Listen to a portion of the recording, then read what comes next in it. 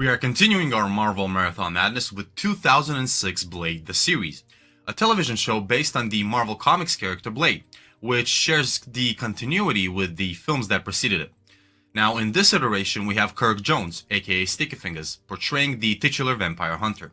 The series takes place 2 years after the events of Blade Trinity, and it ran for one season consisting of 13 episodes.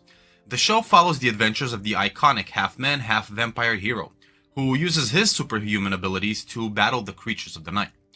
Blade and his partner investigate increasing vampire activity in Detroit, while a young woman searches for her brother's killer, and eventually their paths cross to bring them together against the same threat.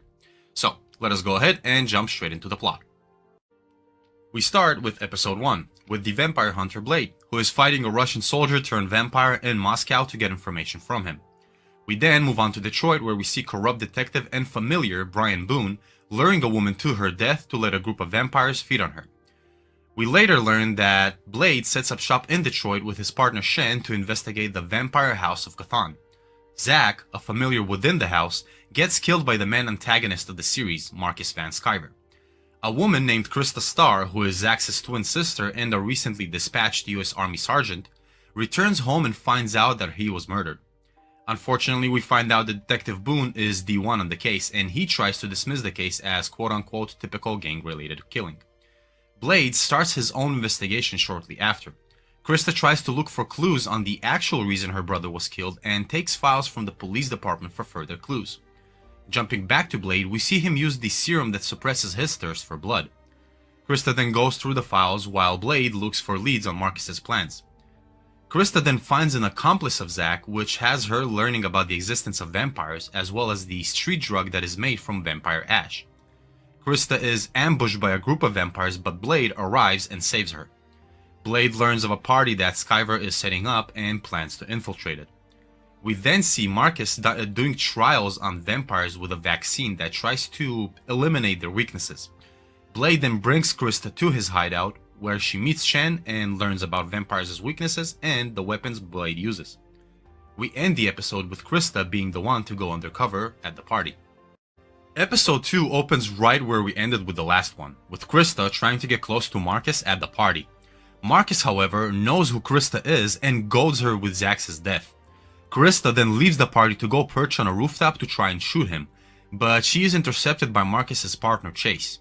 Blade shows up to find out that Krista has already been taken. Krista then gets tied up and Marcus injects her with his blood and then tosses her off the rooftop so that she will die and fully turn into a vampire. Krista resurrects as a vampire and is picked up by Marcus from the morgue. Blade and Shen find out that Krista has been turned and prepare to do what is needed if she succumbs to her thirst. When she awakens, Marcus welcomes her to the life of a vampire and begins manipulating her to his whims. Meanwhile, Blade continues his investigation into what Marcus is actually aiming to do. Chase takes Krista and shows her the quote-unquote ropes of being part of the House of Cthon. As her hunger takes hold, Chase takes Krista to one of their blood storage warehouses and Krista consumes blood to satiate her thirst. Boone once again lures a woman to feed the lower vampires, but Marcus kills the woman and then takes Boone to have Krista feed on him. Meanwhile, Blade finds the same location and takes down the hive of lower vampires, as well as battling a squad of mercenaries. He then sees that Krista has given in to her thirst and tries to stop her, but he is intercepted by Marcus's right-hand man, Fritz. The two then engage in fisticuffs, and while Fritz seems to have the upper hand due to the enhanced serum Marcus is working on, Shen then manages to subdue Fritz with high-frequency sound. Chase and Krista then battle Blade, but Blade manages to overpower the two and then gives Krista a shot of his own thirst-suppressing serum to bring her back to her senses. Blade then leaves the warehouse without Krista due to his injuries, and Shen picks him up. The next day, Marcus is summoned to a meeting with the pureblood elders of the house. Krista leaves the house to go to her brother's grave as she has regained her composure, and Blade meets her there to give her more doses of the serum. Blade then tells Krista that Zack was actually a double agent in the house working for him, and after finding that out, she decides to return to the house. And we end the episode finding out that Boone has resurrected as a vampire, but is now going to be used as a lab rat by Marcus. We start episode 3 with Boone managing to escape his confinement, while also burning the entire truckload of vampire bodies Marcus was shipping for his experiments. Back in his hideout, Blade meditates to reflect on his past actions, while Shen tries to piece together clues towards their next move. Meanwhile, back at the House of Chthon, Krista has withdrawal symptoms due to her not feeding, which Chase notices and allows to happen due to her jealousy because of the relationship that Krista starts developing with Marcus. Blade and Shen surmise that Marcus's vaccine may be the reason for Fritz's enhanced strength and durability. Back at Marcus's serum facility, Chase begins testing Fritz's pain and durability tolerance to various weaknesses vampires possess, and it seems like the vaccine Marcus injected Fritz with, named Aurora, did its thing. Vampire ash, meanwhile, continues to spread across the city, and we meet Reverend Carlisle, who takes care of those addicted. Blade stops by and the two discuss why and how the drug is spreading, including where Blade can find further clues, and so he manages to find an addict and bring him back to his hideout to interrogate. Meantime, Marcus shows his progress to one of the pureblood elders, Winston. Krista, who continues to experience withdrawals, uses one of Blade's serum vials to ease her pain. Marcus continues to play mind games with Krista, but also keeps her locked up in her room. He then takes her to dinner, and Krista uses that moment to fish for information out of him. Meanwhile, Winston gets ambushed and is killed by an ash processing man named Kane. Marcus finds out about Winston's death and heads to the last known location he was at, and Krista uses that moment to lay seeds of doubt in Fritz's mind to sow discord between him and Marcus, as well as get more information. Chase then tortures an ash addict to find out more information on who kills vampires and uses their ashes. The elders then want to see results of Marcus's trials, seeing as Winston never returned to relay that information. So Marcus dispatches Fritz to Prague to show the progress. Chase then returns to the house and tells Marcus that the ash dealer Kane was responsible for Winston's death. Krista, Chase, and a group of mercenaries head there to burn it all down, while Blade has released the addict he had to follow him to the same warehouse where Kane is. Kane figures out Blade's plan and leaves the warehouse just as Chase's team and Blade arrive there. And right before Blade is about to kill Chase, Fritz gets there to fight Blade instead of heading to Prague like Marcus told him. While Fritz holds his own for a bit, eventually Blade beats him. While Chase keeps Blade occupied, she tells Krista to not let Blade take Fritz or he will discover what Marcus is up to. So Krista, to keep her identity and cover intact, beheads and kills Fritz, but in the ensuing implosion of Fritz's death, Krista is badly wounded. Blade knows that Krista did it to keep her cover, and he tells Shen that the two will find another path. Chase brings Krista to Marcus's medical team so that they can take care of her. We end the episode finding out that Boone has made his way all the way up to Kansas, and he attacks a state trooper. Episode 4 opens with Krista, who during her operation is having flashbacks to her time in the army. We then jump to Blade interrogating Kane, which he somehow managed to track down, but we don't exactly know how. Meanwhile, an FBI agent named Collins arrives at the scene where Boone attacked the state trooper in order to investigate the strings of murders that Boone has left in his wake. Krista wakes up just as Marcus arrives and thanks her for preventing Blade from taking Fritz. Blade meets up with Carlisle to give him money he took from Kane so that Carlisle can continue to treat ash addicts. Krista then goes to visit her mother and the two talk. Afterwards, Blade meets up with her and Krista tells him about Aurora, so he asks her to get him a sample of it. Blade then finds a vampire named Sands to get information out of him, as Sands was held captive by Marcus's head researcher. Krista, on the orders of Marcus, goes to a wedding and delivers an unknown package. Blade, Shen, and Sands head to the warehouse where Sands was held so that they can investigate it further. The three are then ambushed by several disfigured vampires, which they manage to take care of, as well as find a scalpel that can connect them to the doctor Marcus uses to make his vaccine. Meanwhile, Agent Collins continues to investigate Boone and his destruction. Krista manages to find the vaccine facility and tells Blade just as Shen manages to find the doctor. Collins finds Boone's prints, and that helps him to connect to the fact that Boone is a detective in Detroit. We end the episode with Blade finding the clinic where the doctor works. Episode 5 begins with Blade paying a visit to the suspicious gynecologist Dr. Vonner, who shoots himself upon realizing that Blade is there. As Blade leaves the clinic, he is hit by a truck and is taken, and we find out that it is none other than Reverend Carlisle who set Blade up to get captured. As Shen is trying to find Blade, Marcus meanwhile tells Chase to take Krista so the two of them can find Boone and take care of him, as he was the one that both torched their shipments and now is bringing unwanted attention to the house. So Chase takes Krista to the House of Lycan in Oregon for a blood ritual that only they can do so that they will help them find Boone. We find out that the men that took Blade are vampires that Blade turned when he was younger and who were once his childhood friends. Now before leaving, Krista goes to Shen to find out about the House of Lycan, where she also discovers that Blade is missing, and she helps Shen decode the static in an audio clip. Naming themselves the Bad Bloods, Blade's kidnappers kill Carlisle and offer Blade to Marcus in exchange for a seat in the House of Chthon. Krista and Chase arrive at Oregon, and Krista learns that Chase's ex-husband is one of the leaders of House Lycan.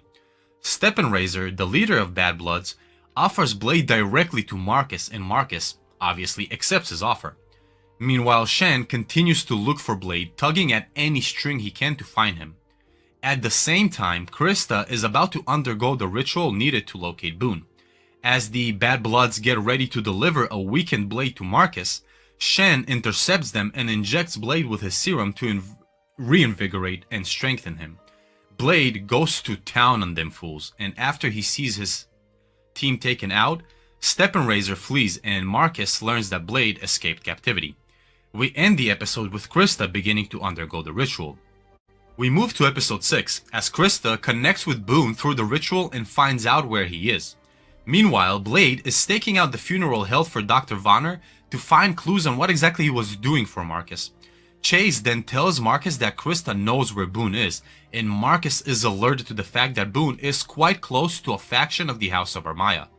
Blade finds a girl named Vanessa, who is the same woman that got the shipment from Krista during the wedding, but before he can speak with her, she is taken.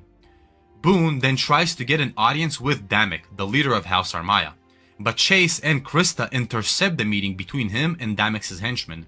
Chase then shoots and believes she killed Boone, but unfortunately the filthy bugger survived. Krista then helps the woman Boone abducted survive by lying to Chase that she died. Marcus then sends Chase to Berlin to find a pregnant patient, who just so happens to be Vanessa. Charlotte, one of the head of House of Chthon, confronts Marcus about Aurora. Blade, meanwhile, helps relieve Krista's pain due to the ritual by giving her a serum injection. At a hospital, Collins finds the girl that Krista saved as he continues hunting for Boone. Charlotte, meanwhile, tells Marcus to finish his vaccine as quickly as possible before the other houses learn of his research, as that will cause a full-scale war to erupt. As Krista continues to look for a way to get a vial of the vaccine, Blade travels to Berlin to get to Vanessa as well, but Chase and other familiars get to her first. Blade then enters the medical facility where Vanessa is being held, takes her, and blows up the institute.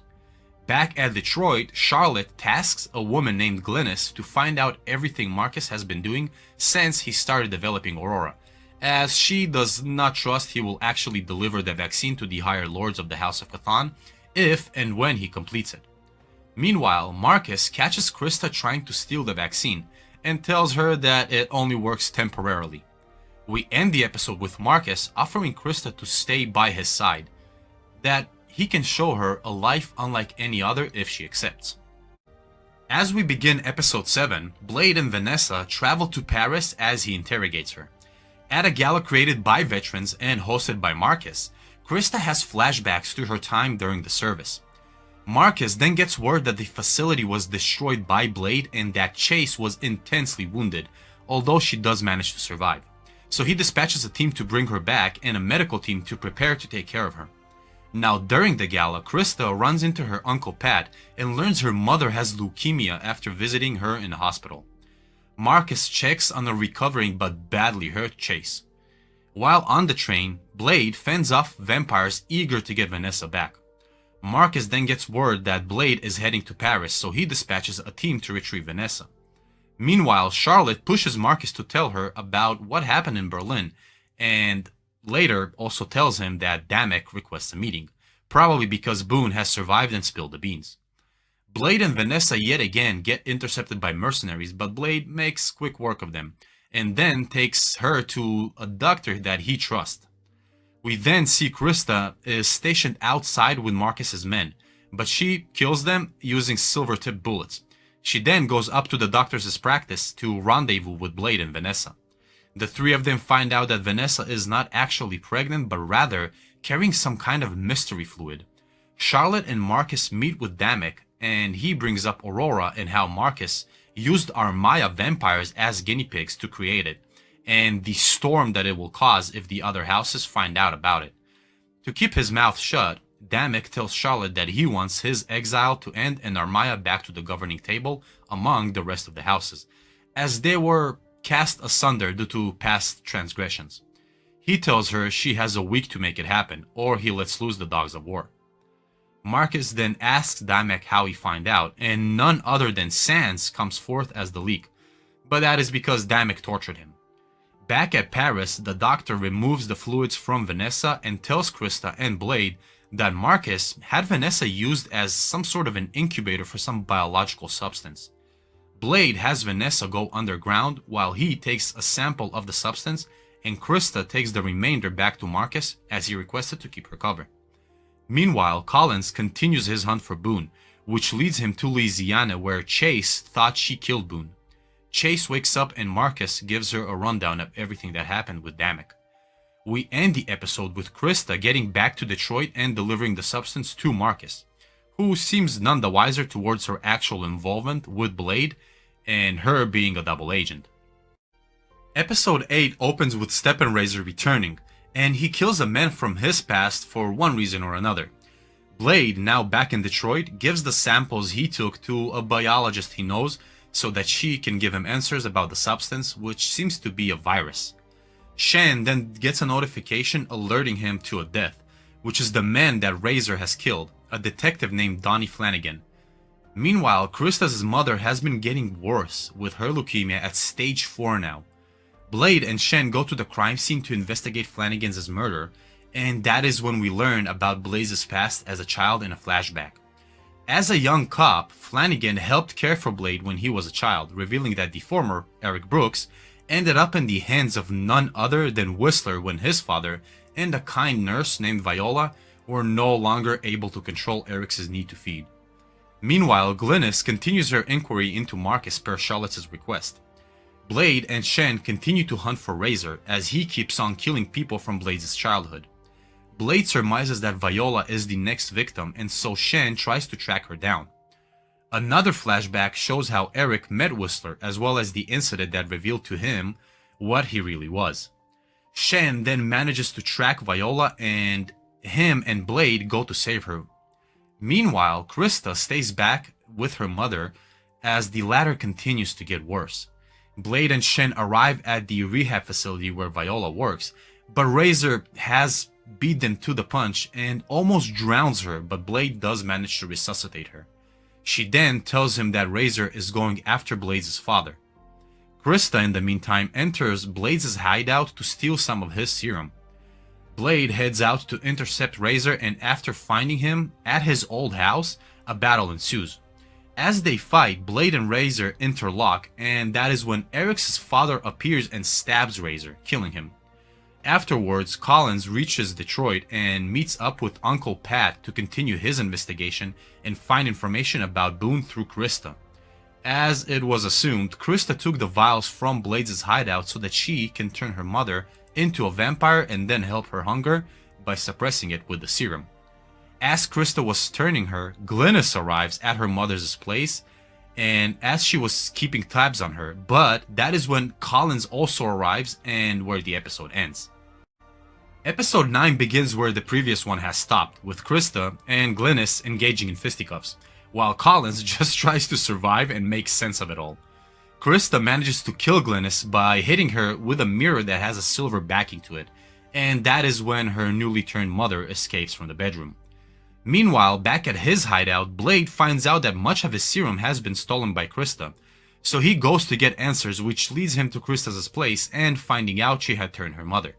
Krista then arrives and asks for help with finding her mom. In Las Vegas, Chase meets up with an old flame, Alex, a wealthy pureblood from the House of Erebus, who encourages her to leave Marcus after the latter scolds her for failing to close a deal. As Blade and Krista try to track down Krista's mother, Lisa, to give her the serum that can keep her from killing, Lisa finds her way to Pat. As he tries to take care of her, Lisa seemingly gives in to her hunger, and Krista and Blade arrive at Pat's place only to find Pat dead. Meanwhile, Collins tries to make sense of what he witnessed the night before. Back in Vegas, Marcus arrives to find Chase and Alex in bed, so he orders Chase to come back with him. Krista surmises that Lisa might be heading to the House of Cthon to look for Krista, so her and Blade head there as well. Krista arrives at the house just as Lisa is being wheeled away by paramedic crew, and she and Blade go after them. Meanwhile, Collins meets with Marcus to inquire about Boone. Lisa goes hog wild inside the ambulance and it crashes, which is when Blade and Krista intercept it and take Lisa with them. Alex arrives at the House of Cthon to release Chase from her service to Marcus, but Chase deceives Alex and he becomes the next test subject for Marcus's vaccine trials. It seems Marcus's trials were never about gaining invulnerability to the weaknesses vampires possess, but rather create a toxin that would be able to kill all pure-blooded vampires while sparing the non-pure-blooded ones. Alex dies in a gruesome way, proving that the trials are a success. We end the episode with Krista killing Lisa after the former could not get the latter's thirst to subside with the serum. We move on to episode 10 with Krista completely despondent over losing her entire family, so she goes on a bender and becomes unavailable to both Blade and Marcus. Marcus and Chase confirm overwhelmingly that the pathogen they created works as the final data proof so. The biologist that studied the substance that was extracted from Vanessa arrives at the hideout and confirms to both Blade and Shen that Aurora and the substance are in fact a combination that creates the pathogen poison that will kill all pure-blooded vampires. Meanwhile, Chase locates Krista and brings her back to the house. Damak then receives word that his demands have been met and House Armaya has been reinstated to the circle, so he requests another meeting with Marcus. Krista then wakes up at the house where Marcus tries to twist her grief towards his favor by continuing his mind games. Now, when a vampire turns a human, the two of them share this sort of a connection, if you will, that allows each one of them to see memories of the other's previous life. And so Krista sees in a flashback the life Marcus had before he was turned, as well as his wife Isabel. We see that Marcus and Damak go back way to the past, to when Detroit was still a developing place back in the 18th and 19th century. Damak at the time demanded quote-unquote protection money, or he will destroy the shop that Marcus and Isabel had acquired and started building. Meanwhile, Blade and Shen try to infiltrate the House of Cthon through the sewers in order to reach the lab. Charlotte then finds out Glynis is dead and she demands that Chase be brought to her. We then get another flashback to Damak killing Isabel and Marcus being fed to a group of vampires, giving us a small glimpse as to why Marcus holds the seething hatred he has towards Damak, and honestly justifiably so. Collins, meanwhile, goes to his friend and colleague Jessica for safe harbor and information, after learning that his superior is one of Marcus's familiars. Damak comes to the House of Cthon and antagonizes Marcus further, while also demanding a cut of everything Cthon has. Marcus and Damak start a bloody fight, but Marcus manages to beat Damak and kills him with a silver axe. Charlotte's bodyguard Thorn then arrives and takes Chase. In what seems like compassion, Krista takes care of a bloody Marcus, and the episode ends with the two of them ending up in bed. Episode 11 begins within a nightclub, where a vampire kidnaps a woman and tortures her. Krista, who fed on Marcus when they slept together the night before, destroys the remaining vials of serum she has. Blade then intercepts Krista, who was about to hunt down her next meal. He realizes that she had stopped taking her serum, and so he intervenes with a detox to bring her back to her senses. We then get another scene at the same nightclub, and the vampire from before takes another woman. Bethany, the sister of the woman that was taken, named Nikki, then comes to Shen for help in locating her, and Shen agrees to do what he can. Charlotte has Chase brought to her for a visit and makes her a proposition. Meanwhile, Shen tells Blade about the missing girl, and Blade surmises that the White Prince has resurfaced, an infamous vampire serial killer who they think is working out of that nightclub. As Blade goes to interrogate a familiar about the club and killer, Shen keeps Krista from losing herself during the detox, encouraging her to keep fighting. Blade and Shen surmise that to cox the killer out, they need bait, and so they ask Bethany to help them, and she agrees. Bethany goes to the club, and while Shen and Blade stay nearby, they get momentarily distracted, and that allows the familiar that works for the killer to take Bethany. Meanwhile, still going through withdrawals, Krista tries to fight the thirst. Chase returns to the house and tells Marcus about her meeting with Charlotte, and that she asked Chase to be a pair of eyes and ears for her inside of Marcus's operations. Marcus tells Chase to play along with Charlotte's request.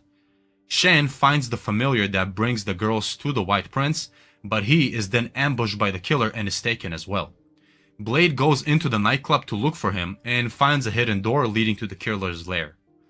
Blade finds them and a fight between him and the prince ensues while Shen looks for Nikki and Bethany.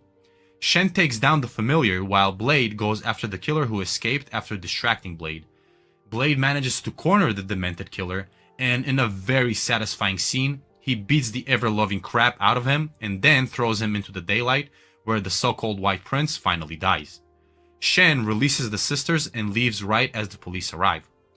We jump to Chase, who returns to Charlotte with a gift to further cement her quote-unquote dedication towards their new partnership. We end the episode back at the hideout, where Krista, who managed to break her confinement door, actually decided to remain inside rather than run, and she injects herself with the serum rather than feed, proving to Blade and Shen that she can be trusted. At the start of episode 12, Krista returns to the House of Chthon, where she is questioned by Marcus. However, he also confides in her about his continued plans and that Charlotte tried to turn Chase against them. We then jump to Charlotte, whose private plane blows out of the skies due to the bomb that Marcus planted inside it. Back at the hideout, Blade and Shen continue to research Marcus's plans and goals to eradicate the purebloods. But then Collins appears, somehow locating the hideout, although Blade does intercept him.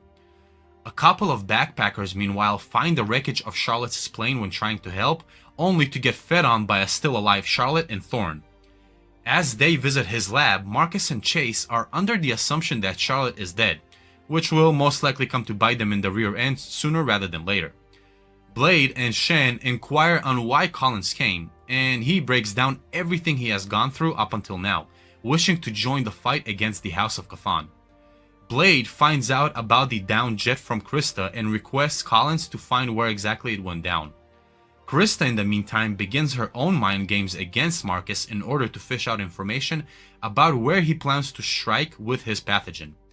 Blade and Collins goes to investigate the wreckage, and they find the two backpackers that were fed on, surmising that someone survived the crash, while Charlotte and Thorne manage to reach a nearby town for refuge from the approaching daylight.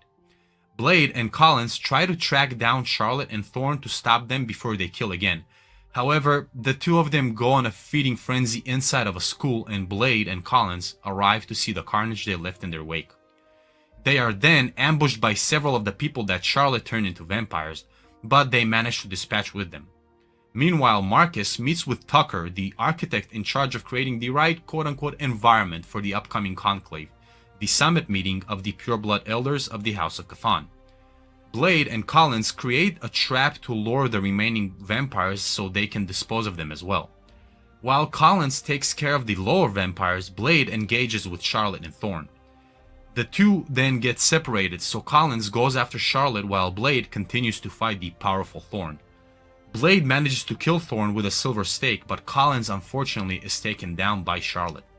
Blade then kills Charlotte with a UV glaive, but sadly Collins does not survive his injuries. Noticing that Marcus and Krista are getting significantly closer, a jealous Chase confronts her by telling her that she has a closer eye on Krista now more than ever. The episode ends with Blade returning to his hideout and preparing for the final confrontation with Marcus. And finally, in episode 13, the last chapter of the season and series, we open with Tucker showing Marcus and Krista everything he did to outfit the location of the Conclave to how Marcus needed it to be. We then learn that Marcus found Blade's hideout and his men, along with Chase, arrived to kill both Blade and Shen. A major gun battle commences, and while Blade is kept occupied, Shen is taken by Chase. Blade does manage to blow the whole place to smithereens, but unfortunately Chase still manages to escape with Shen. Shen is then awoken by Chase at the house, who starts torturing him but is then interrupted by Marcus and Krista, with Marcus telling Chase to head to Toronto to continue their operations before the Conclave begins, while forcing Krista to torture Shen for information. Blade, meanwhile, gets his arsenal ready for the final battle, while Krista manages to slip a scalpel to Shen without Marcus noticing. Blade then heads to Tucker's place to get one of his eyes so that he can go through the retinal scanner security measure at the building where the Conclave will be held. Shen then removes his restraints, lures the security guard closer to the window to kill him with daylight, and escapes the house. Chase, along with Marcus and Krista, arrive in Toronto and begin installing the aerosol dispensers that will release the pathogen, while Blade picks up Shen and they head to Toronto as well. On their way there, Blade and Shen have this little heart-to-heart talk. Meanwhile, the pureblood elders of the House of Chthon arrive at the Conclave and the summit commences. Blade and Shen arrive there as well, and the two infiltrate the building. Marcus enters the summit room to provide a quote-unquote presentation of Aurora to the elders, and as he tries to commence the execution of the pathogen, we see that the aerosol devices that Chase has implemented have in fact been damaged. It is then revealed that Chase actually was working for the elders this whole time, and she informed them of Marcus's plans way before the summit even began. As the elders are about to kill Marcus, Blade takes the pathogen canister, comes into the summit room, and manually releases it, which kills the elders. And then he confronts Marcus, while Krista fights Chase. As they continue to struggle, Krista manages to get the upper hand and she tosses Chase down a flight of stairs and to the ground, although Chase does survive. The fight between Blade and Marcus is interrupted when Krista comes in and distracts Blade, seemingly to stop him from killing Marcus, because Blade had the upper hand. Then Shen arrives and he tries to shoot Marcus with silver bullets, but both he and Krista escape. Blade assumes that Krista did this to keep her cover intact, and having Marcus move up the ladder that way so he may continue his hunt against the other houses and keep using Marcus as a pawn. However, in a major cliffhanger and closing the episode and season, Marcus reveals to Krista that he knows she works with Blade. Okay, so honestly, I'm kind of disappointed we did not get a second season because I had a good time watching this show. Sure, it is not exactly top tier quality of writing or production, but nonetheless, it was entertaining and a good ride in general. Kirk Jones did a great job portraying Blade, and Jill Wagner as Krista was good as well. But for me, the real highlight of the show was none other than Nelson Lee as Shen.